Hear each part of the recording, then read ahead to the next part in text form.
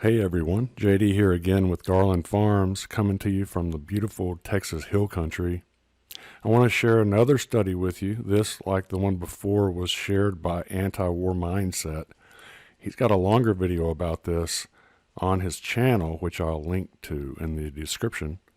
This is a study which looks at the dietary shifts to combat malnutrition in Zambia, where the nutrient adequacy is low in many nutrients and where animal food consumption is very low. I'll read you the results and then I'll leave a link to the study in the description as well. Zambia has experienced a substantial increase in the supply of cassava and more recently vegetable oils, and a corresponding decrease in that of animal-sourced food, pulses, and cereals during the past several decades. A diet based on all the foods currently available for Zambian consumption is predominantly cereal-based and includes very little animal-sourced foods and few fresh fruits and vegetables. It is unbalanced, poor in quality, and lacks of dietary diversity. Multiple micronutrient deficiencies were identified, including protein, lysine, calcium, zinc, available iron, vitamin A, B2, B12, and D. Supplementation with a small amount of milk and meat dramatically improves the supply of these nutrients and reduces their probability of inadequacy, whereas adding more plant-based foods only marginally changed the nutrient profile. This proves that the vegan theory that the solution to the nutrient inadequacies of a vegan diet can be solved by simply increasing destructive monocropping in an effort to gobble down even more monocropping products under the harmful and deadly vegan mandate they wish to enforce. If the future is vegan, the future is idiocracy. For the last time, I'm pretty sure what's killing the crops is this Brondo stuff. The Brondo's got what plants crave. It's got electrolytes. So wait a minute. What you're saying is that you want us to put water on the crops? Yes. Water? Like out the toilet? The organic thing, that is something that you can choose to avoid.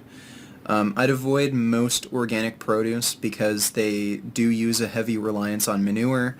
Not only is that just potentially dangerous because it's literal shit.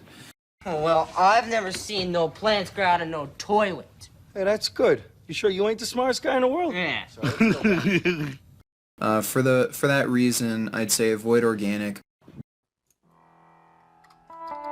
Okay, we should be live.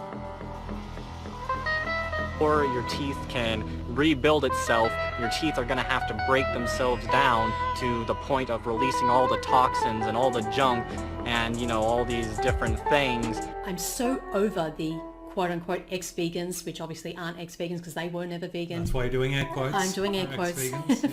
The ex-vegan Venus, he was never vegan in the first place, but we'll get to that later. I believe 100% one cannot be an ex-vegan or used to be vegan. I always say used to be vegan. What actually happened to you after being on a raw vegan diet for 16 years? Okay, so I had a stroke. My left leg wasn't working, nor was my left arm. Turned out to be a stroke, not just one, but I've had 2 strokes. It's pretty hard to take in when you're a 37-year-old vegan who exercises a lot, super clean blood, low cholesterol, I mean like really low cholesterol. What we think that it is and what he thinks that it is that I just have low testosterone and that I haven't been producing any swimmers. And that could be for a number of reasons. Some of the symptoms are obviously like low libido. So always being hungry on a vegan diet is one of the most common questions that I get. I despise the human species as a whole. When I was a vegan, I felt really, I want to say depressed, really. Like, there was an overwhelming amount of anxiety. I haven't gotten a period since July. But I lost my period for about 4 years. Yeah, that was the first time I really heard about veganism. Then I just decided to go vegan.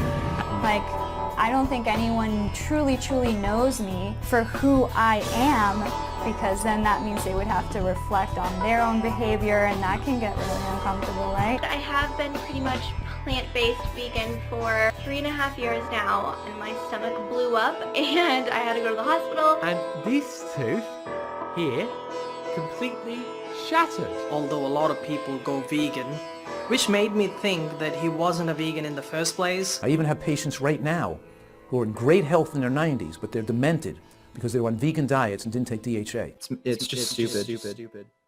I hate all groups of humans. The only thing that for my matter, for me, myself, is the animals.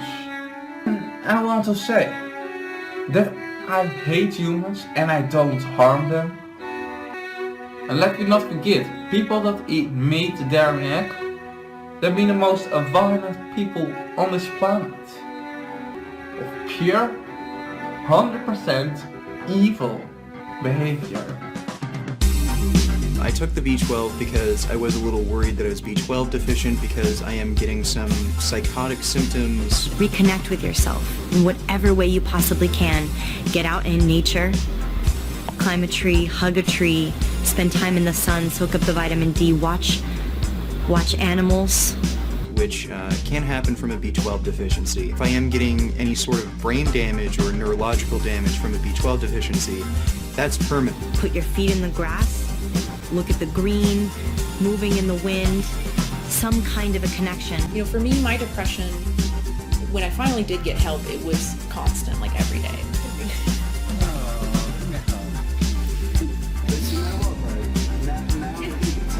At the time, I didn't even really think that me being vegan was causing the mental health issues I was having. But I didn't, because I understood that my self-love and my purpose here is much bigger than that. I noticed that I was starting to get really angry at people. Today we're going to talk about B12 deficiency, which is a topic that comes up all the time in vegan and vegetarian nutrition. Alright, an important topic to talk about and think about, and that is that veganism is not a diet. It is an ethic.